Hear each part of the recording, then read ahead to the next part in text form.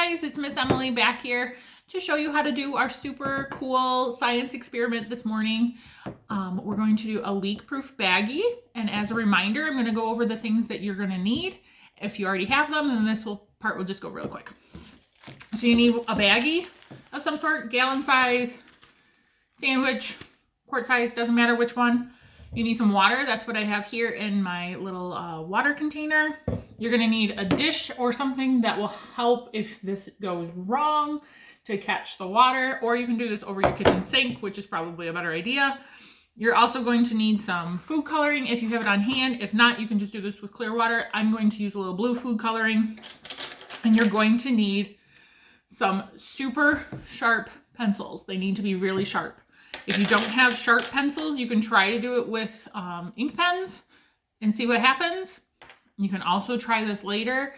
After you do it the first time, you can try see what happens if you have dull pencils and see if that works the same.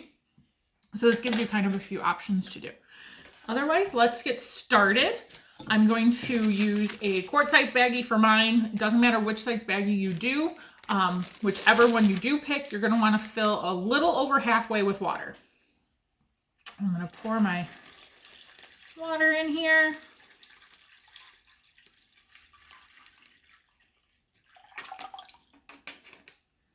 Then I'm going to add a little bit of food coloring so this is a little bit easier for you to see as I'm doing this.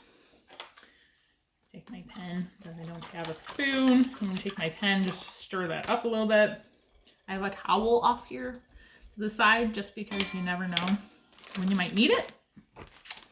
You're going to want to make sure that your baggie is sealed tight. You do want to have air in the baggie, so you don't want to try to squeeze out all the air. You do want to have that air in your baggie.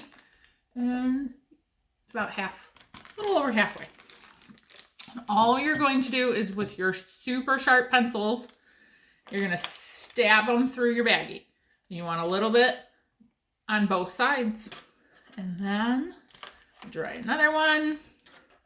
To make this a little more fun, you can always try and see how many baggies or how many pencils you can get to go through your baggie before it does start leaking.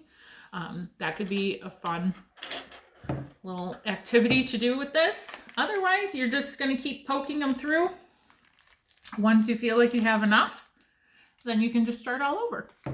It's a pretty quick and easy activity. And it's kind of fun to see that the water is not coming out. Now, I'm not going to tell you right now why this does what it does. You can check back into the comments later, and I will put a little description of why it is that the water does not come out of the baggie. And you can check that later.